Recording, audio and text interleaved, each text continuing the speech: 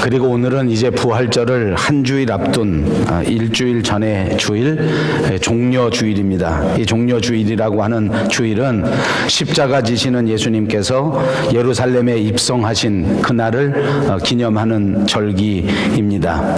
이제 마지막으로 예수님께서 예루살렘의 성에 입성하시고 지금부터 한 주간 동안 고난주간이 시작되게 되는 바로 첫날 첫 주간입니다. 그때 많은 사람들이 예수님의 입성을 환영하면서 모두 뛰어나와 예수님 앞에 종려나무가지를 흔들었다고 해서 우리는 이것을 종려주일이라 이렇게 부르는 것입니다. 영어로는 팜 선데이라고 부르기도 합니다. 또 사람들 중에서는 이렇게 종려나무가지를 흔들면서 또 입으로는 호산나 호산나 하면서 예수님을 찬양했기 때문에 이날을 호산나 주일이라 이렇게 부르는 사람들도 있습니다.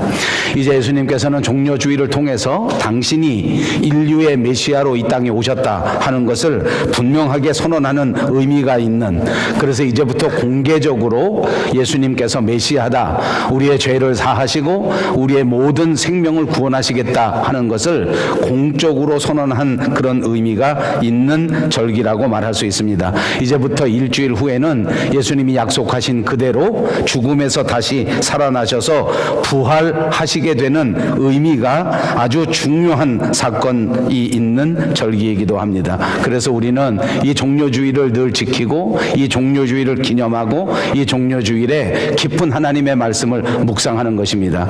여러분, 이 절기에 우리가 한번 생각해 볼 것은 여러 가지가 있겠으나 한 가지만 강조해 보겠습니다. 이제 이 종려주일이 시작된 다음 말씀드린 것처럼 고난주간이라 하였습니다. 금요일 날에는 예수님께서 붙잡히시고 체포를 당하셔서 로마 병정들에 의하여 십자가 위에서 죽게 되시는 것입니다. 이제 이 예루살렘의 성에 들어올 때만 해도 사람들이 종려나무 가지를 흔들면서 마치 개선 장군이 돌아오는 것처럼 마치 우리의 모든 생명을 구원해 주실 왕이 들어온다고 하는 것을 분명하게 아는 것처럼 그렇게 사람들이 다 뛰쳐나와서 크게 환호를 지르고 크게 환영을 하고 호산나를 부르고 찬송을 부르면서 예수님을 환영했더랬습니다. 그러나 우리가 아는 것처럼 일주일이 채 지나기도 전에 이 모든 환호하던 백성들은, 이 모든 환호하던 군중들은 모두가 다 약속이나 한 듯이 예수님을 배반해버리고 맙니다.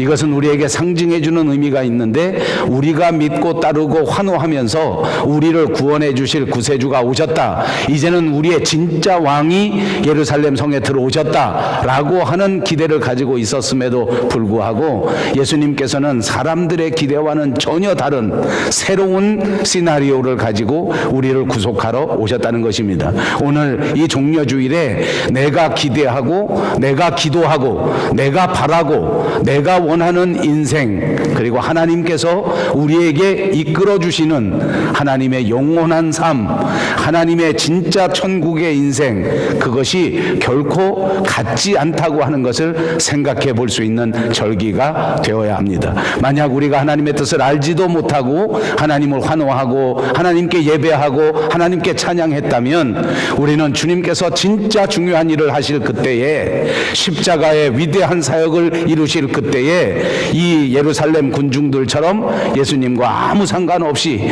예수님을 떠나버리는 그런 잘못을 저지르게 되기 때문입니다. 매일같이 교회 다니고 매일같이 찬송하고 매일같이 하나님을 높였다고 하면서도 결국 예수님과 아무 상관없는 사람이 된다고 하면 우리는 우리의 믿음 생활이 어떤 열매를 맺을 수 있겠는가 하는 것을 생각하자는 것입니다. 오늘도 하나님께서는 저와 여러분을 하나님의 가장 귀한 하나님 나라의 위대한 백성이 되기를 바라시고 우리 모두가 주님을 진심으로 따라가는 진정한 제자가 되기를 바라신다는 사실을 기억하시기를 바랍니다. 옆에 있는 분들과 인사합니다. 진짜 제자가 되시기를 바랍니다. 오늘은 누가복음 강해 설교 27번째 시간으로 성숙한 제자라고 하는 말씀의 제목을 붙여드렸습니다. 예수님의 제자라고 하면 예수님을 따라다니면서 예수님의 뜻을 이루고 자기 자신의 삶을 내려놓고 자기 자신의 삶을 포기한 채 예수님을 따르고 예수님의 뜻을 이루고자 나선 사람을 예수님의 제자라 이렇게 부를 수 있다는 것입니다. 예수님께서 베드로를 만나셨을 때에 말씀하시기를 나를 따라오너라 내가 너를 사람 낚는 어부가 되게 할 것이다 라고 말씀하시지 않았습니까? 베드로는 예수님께서 자기에게 하시는 이 말씀을 듣고 곧바로 그때 가지고 있었던 모든 배와 모든 금을 자기가 하고 있던 모든 일들을 다 내려놓고 그리고 예수님을 따라가게 되었습니다.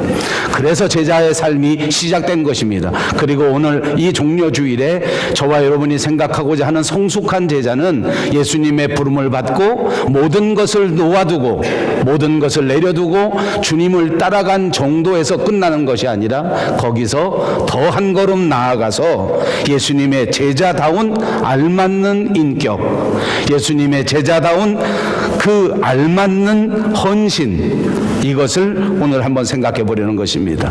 따라간다고 해서 제자로서 끝나는 것이 아니란 말입니다. 제자에게 알맞는 인격, 제자에게 알맞는 믿음, 제자에게 알맞는 헌신이 반드시 필요합니다. 그래서 우리에게는 제자 훈련이 필요하고 그래서 오늘 저와 여러분은 예수님이 부르신 제자요 부르심에 합당한 제자가 되는 것이 꼭 필요한 줄로 믿습니다. 오늘 이 종려주일에 저와 여러분이 다시 한번 이 말씀에 깊이 부딪히셔서 하나님께서 인정하실 만한 아름다운 제자다운 제자, 성숙한 제자들이 다 되시기를 주님의 이름으로 축복합니다. 그렇습니다. 예수님께서는 우리를 부르셔서 알맞는 제자가 되기를 원하십니다. 성숙한 제자를 만들기 원하십니다. 그 핵심이 오늘 저와 여러분이 같이 읽은 본문 39절에 나오고 있습니다. 다 같이 다시 한번 읽겠습니다. 맹인이 맹인을 인도할 수 있느냐? 둘 다 구덩이에 빠지지 아니하겠느냐? 너무 중요한 말씀입니다. 맹인이 맹인을 인도할 수 없다. 소경이 소경을 인도하는 일은 없다. 먼저 자신이 분명하게 볼 수 있어야, 내가 무슨 사물을 밝히 볼 수 있어야 그 다음에 다른 사람을 이끌어갈 수 있지 않느냐 하는 말씀입니다. 이것이 예수님의 제자들에게 있어서 가장 중요한 것입니다. 내가 먼저 제자다운 인격을 갖추고 내가 먼저 제자다운 성품을 갖추고 내가 먼저 제자다운 신앙을 갖추었을 때 다른 사람들에게 그 신앙을 인도해 줄 수 있고 다른 사람들에게 그 신앙을 가르쳐 줄 수 있습니다. 그러므로 우리 제자들에게 가장 소중한 것은 오늘도 성숙한 제자가 되기 위하여 훈련을 받아야 한다는 사실인 것입니다. 예수님께서 우리에게 바라는 성숙한 제자의 삶이란 과연 무엇일까? 여러분, 오늘 우리가 강의하는 이 누가복음 6장 29절은 이제 예수님께서 제자들에게 하신 설교에서 마지막 부분에 해당하는 것입니다. 이제 우리가 3주 전에 강의했던 20절 말씀을 기억하시면 20절에는 예수님께서 말씀하시기를 눈을 들어 제자들을 보시고 이르시되 하면서 이 설교를 시작하신 적이 있습니다. 제자들을 향해서 설교하신 거란 말입니다. 이제 이 제자들이 한 단계 더 성숙해지기를 바라는 마음으로 제자들에게 행하신 설교의 말씀입니다. 그리고 이 설교의 주요한 부분을 말하라고 하면 그것은 세 가지라고 요약할 수 있습니다. 첫 번째는 예수님의 제자라고 하면 이 세상에서 진짜 복이 무엇인가 하는 것을 깨닫는 것이 중요하다. 이것을 3주 전에 우리는 강의하였습니다. 여러분들은 과연 어떻게 생각하십니까? 예수 믿는 사람이 누릴 수 있는 가장 영원한 복은 무엇인가? 오늘 우리가 바라보는 참된 그리스도인의 복은 과연 무엇인가? 마음이 가난한 자가 복이라고 하지 않았습니까? 세상 사람들은 물질을 많이 가지고 있는 것을 복이라고 생각한다고 할지라도 세상 사람들은 육체의 건강만이 그것이 인생의 참다운 행복이라고 주장한다고 할지라도 우리 그리스도인이라고 하면, 성숙한 제자라고 하면 진짜 행복이 어떤 것인가 하는 것을 우리에게 가르쳐 주었습니다. 이것을 분명하게 깨닫지 못하면 성숙한 제자가 될 수 없습니다.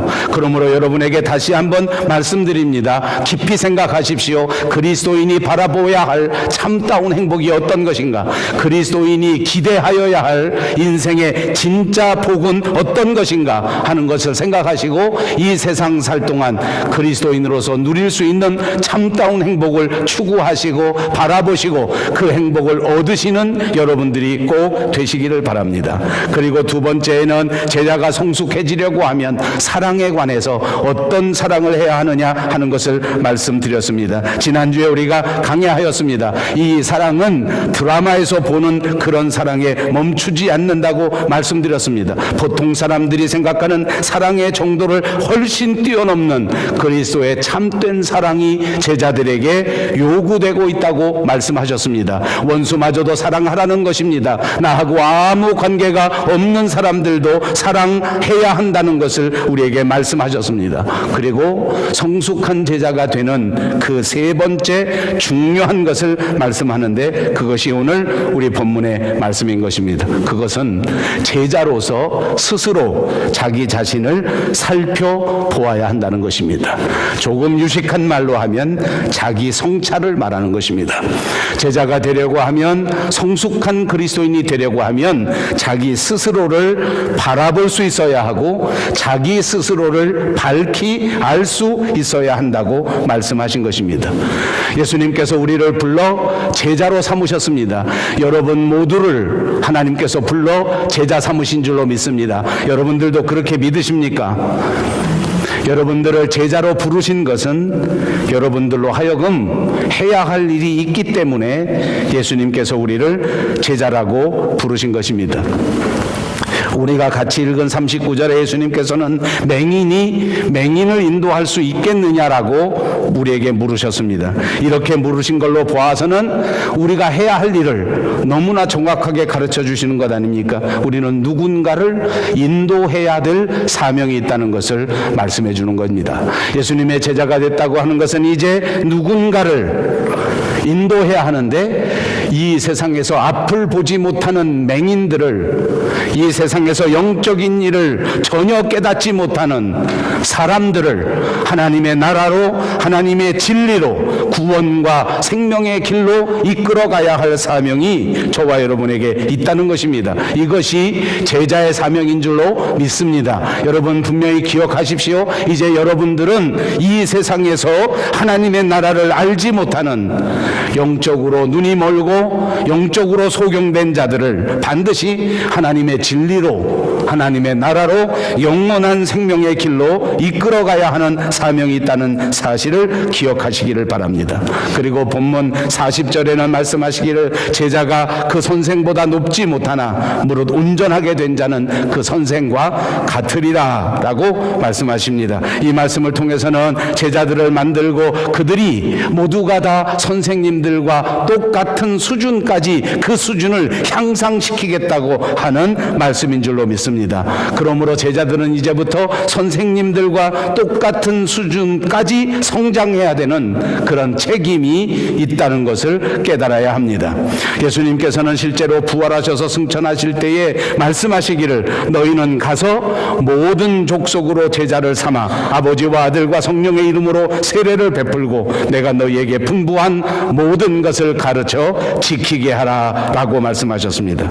그리고 42절 하반절에서는 먼저 내 눈 속에 있는 들보를 빼라. 그 후에야 내가 밝히 보고 형제의 눈 속에 있는 티를 빼리라 라고 말씀하셨습니다. 세상에 있는 모든 문제를 해결해야 하고 그 문제를 해결할 수 있도록 도와주어야 할 책임이 예수님의 제자들에게 있다는 것을 가르쳐주고 있는 것입니다. 계속해서 43절에서 그리고 45절에서 20절에서 말씀할 때는 예수님의 제자들의 삶이 다른 사람들에게 선한 열매를 맺어주어야 하고 다른 사람들에게 유익을 끼쳐야 한다 하는 것을 말씀하십니다. 그래서 이 세상에 살아갈 때 그리스도의 제자라고 하면 아름다운 열매, 선한 열매를 많이 맺어야 한다. 그리고 이렇게 삶을 통하여 열매를 맺는 것을 본을 보여주어야 한다 하는 것을 가르쳐 주셨습니다. 그리고 끝으로 46절에서 49절까지 있는 말씀을 통해서 예수님의 제자들이 먼저 예수님의 말씀을 듣고 먼저 그 말씀 그대로 행함으로써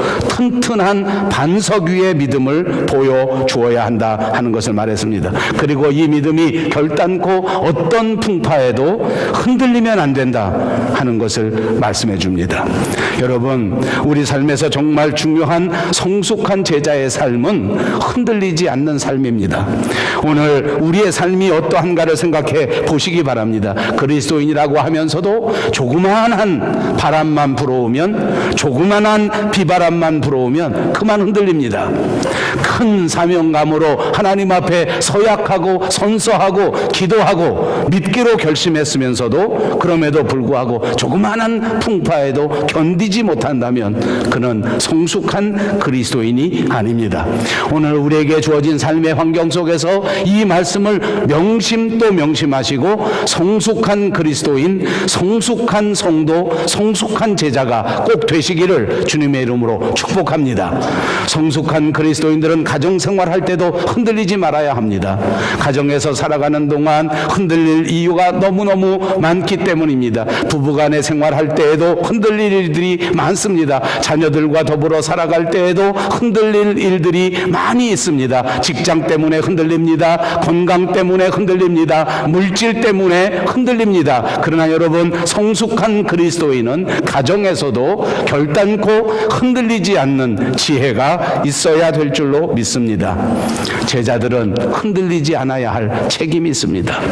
교회 생활할 때도 마찬가지입니다. 이 땅 위에 세워진 하나님의 교회는 예수님께서 머리가 되시고 예수님께서 피로 값주시고 사신 교회가 분명합니다. 그럼에도 불구하고 이 땅 위에 세워져 있기 때문에 교회 안에 많은 바람이 불어옵니다. 많은 흔들림이 있을 수 있습니다. 사람 관계가 그렇게 간단치 않을 때가 있습니다. 때로는 사람 때문에 어려움을 겪을 때가 있습니다. 그때에도 스스로 흔들리지 않는 자들이 성숙한 제자들이라고 하는 사실을 잊지 마시기를 바랍니다. 이것이 성숙한 그리스도인들이 받은 책임입니다. 그러므로 오늘 우리가 점검해야 할 것은 무엇인지 아십니까? 내가 성숙한 그리스도인으로서 책임을 다하고 있는가? 내가 성숙한 시민으로서 내 책임을 다하고 있는가? 내가 성숙한 교인으로서 내 가정 안에서도 책임을 다하고 있는가? 사랑하는 남편 여러분, 남편의 책임을 다 잘 감당할 수 있는 남편들이 꼭 되시기를 바랍니다. 사랑하는 아내 여러분, 아내의 직분을 마땅히 잘 감당할 수 있는 아내들이 되시기를 바랍니다. 사랑하는 부모 여러분, 자식들에 대하여 자랑스러운 부모가 꼭 되시기를 바랍니다. 자녀 여러분, 반드시 성숙한 자녀가 되어 부모를 기쁘게 하고 하나님을 기쁘시게 하는 아름다운 자녀들이 꼭 되시기를 바랍니다.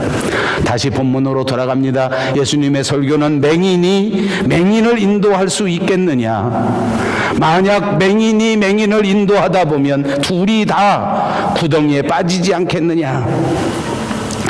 그러므로 스스로 체크리스트 첫 번째는 내가 맹인인가 아닌가 하는 것입니다. 내가 스스로 눈을 뜨고 있는가, 내가 스스로 눈먼 자가 아닌가 하는 것을 생각해 보자는 것입니다. 여러분, 우리 인간이 만물의 영장이라고 하지만 그러나 사실은 모든 인간이 다 본래 눈먼 자였습니다. 성경을 보니 우리 가운데 어느 한 사람도 하나님의 은혜가 없이는 눈을 뜨지 못하는 존재였습니다. 모두가 다 앞이 캄캄한 존재였단 말입니다. 하나님께서 우리를 부르시지 않았다면, 하나님의 말씀으로 우리를 새롭게 하시지 않는다면 우리는 누구든지 구덩이에 빠질 수밖에 없는 영적인 맹인에 불과하다는 것입니다. 이 사실을 명심하시기 바랍니다. 내 마음대로 하면 구덩이에 빠집니다. 내 뜻대로만 살면 구덩이에 빠집니다. 안타깝지만 이것이 성경이 말하는 진리입니다.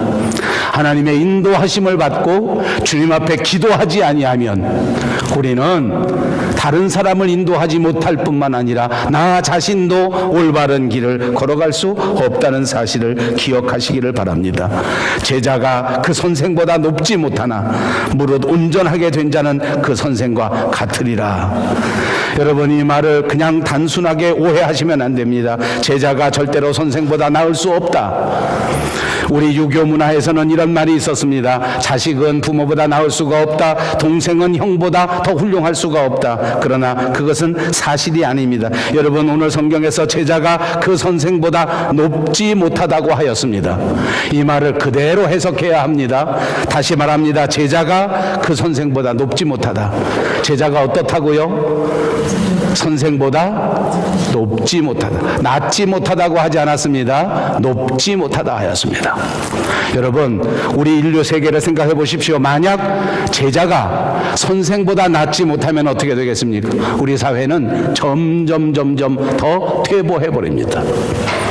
제가 나이를 먹고 보니까 자식이 부모보다 나을까요? 낫지 않을까요? 낫습니까? 나아야죠. 우리 장로님이 훌륭하신 분이 저렇게 훌륭하셔야 돼. 나아야죠. 그럼 다시 묻겠습니다. 자식이 부모보다 낫습니까? 아버지. 그럴 땐 가만히 있어. 아무 때나 그냥. 저도 살아보니까 자식이 아버지보다 낫더라고요. 확실히 저희 아들 둘이 있는데 두 놈 다 저보다 낫습니다. 훌륭합니다. 저보다 못된 짓도 훨씬 더 잘합니다. 저는 어렸을 때 엄마 아버지 못 속여 먹었습니다. 우리 자식들은 얼마나 잘 속여 먹는지 모릅니다. 아버지. 큰일 났네. 농담입니다. 자식이 어떻다고요? 낮다고요. 근데 오늘 성경은 뭐라고 그랬어요? 자식이 높지 않다. 자식 여러분, 이 말씀 얼마나 귀한 말씀인지 모릅니다. 내가 볼 때는 나보다 훨씬 못한 내 부모일지라도 내 부모보다 내가 높아질 수는 없다는 것입니다. 선생님보다 훨씬 훌륭한 제자들입니다. 지식도 늘어났습니다. 경험도 늘어났습니다. 기술도 늘어났습니다. 그럼에도 불구하고 선생님보다 높아질 수는 없습니다. 그러므로 부모는 언제나 높은 존재입니다. 우러러 보아야 할 존재인 줄로 믿습니다. 자식된 여러분, 아멘. 그러므로 선생님은 언제나 높은 존재입니다. 제자들은 언제나 선생님을 우러러 보아야 합니다. 비록 선생님이 나보다 기술이 뒤처지는 것 같고 선생님은 올드 패션인 것 같다고 할지라도 그 선생님은 높은 분이란 말입니다. 우러러보고 존경해야 합니다. 사랑하는 자식 여러분, 부모를 존경할 수 있는 자식들이 되시기를 주님의 이름으로 축복합니다. 사랑하는 제자 여러분, 늘 선생님을 높이 보고 우러러보는 아름다운 제자가 되시기를 주님의 이름으로 축복합니다. 그렇습니다. 능력이 못하다는 것이 아닙니다. 기술이 못하다는 것이 아닙니다. 자식은 언제나 부모보다 훨씬 더 기술도 많아지고 능력도 많아지고 인품도 더 많이 높아져야 하고 더 많이 많아져야 합니다. 그럼에도 불구하고 자식보다 언제나 부모가 높은 것입니다. 언제나 제자보다 선생님이 높은 것입니다. 항상 하늘같이 우러러보는 여러분들이 되시기를 주님의 이름으로 축복합니다. 교회에도 그런 말이 있습니다. 한 교회 영적 수준은 목사의 영적 수준만큼 잘한다. 그런 소리 들어보셨습니까? 안 들어보셨습니까? 다행입니다. 안 들어보셨기를 바랍니다. 저는 가끔 들어봤습니다. 그래서 늘 고민합니다. 만약 여러분들이 저보다도 믿음이 못하면 어떡할까? 아버지, 오늘 해결이 났어요. 저보다 믿음이 못하지 않습니다. 저보다 더 열심히 기도하시고 저보다 더 하나님을 잘 믿는 그리스도인들이 꼭 되시기를 바랍니다. 그럼에도 불구하고 목사를 높이 보아주시고 우러러 보아주시기를 바랍니다. 아무도 아버지, 그렇습니다. 예수님의 제자라고 하면 언제나 겸손한 마음으로 예수님을 우러러보면서 예수님을 섬기고 그 예수님의 말씀에 순종해야 된다는 말씀인 줄로 믿습니다. 여러분 중에는 그런 분들이 한 사람도 없을 것이라고 생각합니다. 그러나 제가 높아심에서 말씀드립니다. 오늘날 현대인들의 가장 큰 문제는 예수님을 우러러보지 아니하고 예수님을 비슷하게 본다는 것입니다. 아니, 예수님을 더 내려서 보는 사람들이 있습니다. 내가 자식 키우는 거는 예수님보다 잘할 수 있다. 예수님은 자식 없으시지 않았습니까? 나는 자식이 주렁주렁 많기 때문에 자식 키우는 건 내가 예수님보다 잘합니다. 이것은 바른 태도가 아닙니다. 바른 자세가 아닙니다. 오늘 주님이 우리에게 말씀하시는 것은 사람을 바르게 인도하기 위해서는 내가 먼저 하나님을 우러러보고 하나님의 말씀을 존중하고 하나님의 말씀 앞에 겸손한 자세를 가지지 아니하면 성숙한 그리스도인이 될 수 없다는 것을 가르쳐 주는 것입니다. 그렇습니다. 예수님의 제자라 하면 이 세상에 이 맹인들을 하나님의 나라로 인도해야 되고 더 구체적인 사명은 오늘 본문에 형제의 눈 속에 있는 티를 빼주어야 하는 사명이 있다는 것입니다. 그냥 나만 혼자 독야청청 잘 살고 있는 것으로 끝나는 것이 아닙니다. 주님의 성숙한 제자는 나만 잘해서 되는 것이 아닙니다. 내 형제의 눈 속에 있는 티를 빼주어야 한다는 것입니다. 이것은 무엇을 말합니까? 내 형제가 가지고 있는 삶의 문제를 해결할 수 있도록 도와주어야 한다는 것입니다. 내 형제가 고통받고 있는 눈의 티를 반드시 빼주어야 한단 말입니다. 이렇게 형제의 문제를 해결해 주기 위해서 내가 선결해야 할 것은 내 눈이 밝아져야 한다는 것입니다. 내가 먼저 티를 뺄 수 있는 자격을 갖춰야 한단 말입니다. 사랑하는 여러분, 우리 밴쿠버 영성교회에 속한 모든 성도님들이 우리 주변에 있는 다른 사람들의 눈 속에 있는 티를 능히 빼어줄 수 있는 능력의 그리스도인들이 다 되시기를 주님의 이름으로 축복합니다. 길에 지나가는 사람, 옆에 살고 있는 사람 눈에 티가 있다고 해서 내 마음대로 일방적으로 그 티를 빼줄 수 있는 것은 아닙니다. 여러분 생각해 보십시오. 상상해 보십시오. 어떤 사람이 다른 사람의 눈 속에 있는 티를 빼줄 수 있겠습니까? 저는 여러 가지를 말씀드릴 수 있습니다. 여러분들대로의 대답이 있을 거라고 생각합니다. 저는 몇 가지만 제 입장에서 말씀드리겠습니다. 만약 옆에 있는 사람에게 티를 빼주려고 하는데 너 이리 와 내가 티 빼줄게 하면서 자기 눈에는 들보가 들리고 눈도 제대로 못 뜨고 안경 쓰고 내리고 이렇게 하면서 불러가 가지고 너 빼주겠다 하면 어느 누구가 눈을 갖다 들이대겠냐 이 말입니다. 안 들이댑니다. 어떤 사람에게 눈에 티를 빼달라고 맡기겠습니까? 저희 집에는 손주들이 옵니다. 결정적인 인종차별을 하는 것이 손주 새끼들입니다. 제가 옷 입혀주겠다고 하면 도망갑니다. 제 아내가 옷 입혀주려고 하면 얼른 뛰어갑니다. 고마워서 껴안고 뽀뽀를 하고 할머니가 옷 갈아입혀줘서 너무너무 좋아. 왜 그런지 아십니까? 제 아내는 저보다 부드럽습니다. 저는 제 손녀딸이 왔을 때 하도 시끄러우니까 처음에 분명히 각인시켜 주었습니다. 할아버지는 소리를 지르는 할아버지다. 이놈! 그 이후로 지금까지 눈에 티는커녕 옷도 안 맡깁니다. 부드러운 사람이 되시기를 주님의 이름으로 축복합니다. 따뜻한 사람이 되시기를 주님의 이름으로 축복합니다. 마음이 따뜻하고 부드럽게 사람들을 대할 때 그 사람들의 눈에서 티를 빼줄 수 있는 것입니다.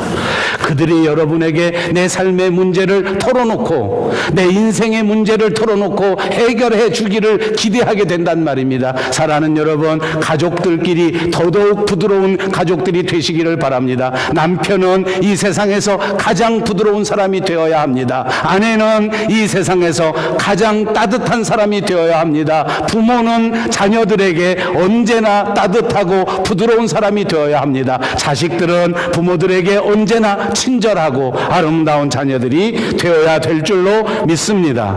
내 자신을 먼저 따뜻하게 하고 내 자신을 올바르게 할 때 우리가 성숙한 제자가 되어 다른 사람을 도와줄 수 있고 성숙한 제자가 되어 주님이 맡겨주신 책임을 다 감당할 수 있는 사람이 된다는 것입니다. 그러므로 나 자신을 살피십시다. 내가 어떻게 하면 더 아름다운 신앙인이 될 수 있을 것인가? 내가 어떻게 하면 하나님께서 우리에게 주신 사명을 잘 감당할 수 있는 자가 될 것인가 하는 것을 살피시고 어떻게 하든지 나 자신을 고칠 수 있는 결단이 있어야 합니다. 지금까지 내가 부드럽지 못했다면 부드럽게 되도록 노력하자는 말입니다. 지금까지 내가 열심히 하지 못했다면 더 열심히 하도록 땀 흘려 수고하자는 말입니다. 지금까지 내가 따뜻한 사람이 되지 못했었다면 따뜻하게 살아갈 수 있도록 열심히 노력하자는 것입니다. 믿음이 없이 살았다면 지금부터 더더욱 뜨거운 믿음으로 살 수 있도록 믿음 충만할 수 있도록 기도하면서 살자는 것입니다. 42절 하반절에 외식하는 자여 먼저 내 눈 속에서 들보를 빼라. 그 후에야 내가 밝히 보고 형제의 눈 속에 있는 티를 빼리라. 이게 바로 그 뜻 아닙니까? 먼저 내가 흠이 없어야 된단 말이에요. 그래야 내가 선한 열매를 맺을 수가 있습니다. 나는 정말 얼마나 선한 열매를 맺을 수 있는 나무가 되었는가? 나는 정말 얼마나 많이 변화되었는가? 정작 내가 가시를 내고 있으면서 정작 내 삶에서는 정말 나쁜 악한 열매를 맺고 있으면서 내가 남에게 어떤 선한 결과를 이룰 수 있겠느냐? 이것을 반성하자는 것입니다. 43절과 45절에는 못된 열매 맺는 좋은 나무가 없고 또 좋은 열매 맺는 못된 나무가 없느니라. 나무는 각각 그 열매로 하나니 가시나무에서 무화과를 또는 찔레에서 포도를 따지 못하느니라. 선한 사람은 마음에 쌓은 선에서 선을 내고 악한 자는 그 쌓은 악에서 악을 내나니 이는 마음에 가득한 것을 입으로 말함이니라. 제자들은 언제나 다른 사람들에게 무화과 나무처럼 또는 포도나무처럼 그렇게 유익한 존재가 되어야 되고 그렇게 고마운 존재로 살아야 한다는 것을 말씀하고 있는 것입니다. 지난주에는 제가 사랑에 대하여 말씀드렸습니다. 그 사랑을 실천하는 것은 바로 이런 삶을 말하는 것입니다. 자기 자신을 냉정하게 살펴서 다른 사람을 도와줄 수 있는 사람들이 꼭 되시기를 바랍니다. 여러분 스스로를 변화시키셔서 선하고 의로운 사람 되시기를 주님의 이름으로 축복합니다. 그럴 때 우리에게 주어진 그리스도인의 책임을 온전히 감당할 수 있게 되는 것입니다. 이 마지막 온전한 제자가 되는 답을 46절에서 49절의 본문에서 말씀하고 있습니다. 참되고 영원한 행복, 참되고 영원한 열매, 세상 사람들의 사랑을 뛰어넘는 주님의 사랑, 어떤 사람이 할 수 있는 것인가? 말씀을 실천하는 사람이 할 수 있는 것이다. 이 세상에서 정말 다른 사람에게 아름다운 열매를 맺는 사람도, 포도를 내고 무화과를 내서 유익을 줄 수 있는 것도 모두가 다 말씀을 듣고 말씀을 행하는 자들이 얻을 수 있는 일이다라는 것을 가르쳐주고 있습니다. 사랑하는 여러분, 이 종려주일에 우리 밴쿠버 용성교회를 향해서 오늘 본문은 분명히 말씀합니다. 우리 모두가 이 땅 위에 부르심을 받은 사명자로서 우리 밴쿠버 용성교회 전체가 우리에게 주어진 책임을 다하고 우리에게 주어진 사명을 다하는 그 길, 그것은 무엇인가? 우리의 영적으로 눈을 크게 뜨는 일입니다. 우리가 먼저 맹인이 되지 않고 하나님의 말씀으로 인도함을 받는 것입니다.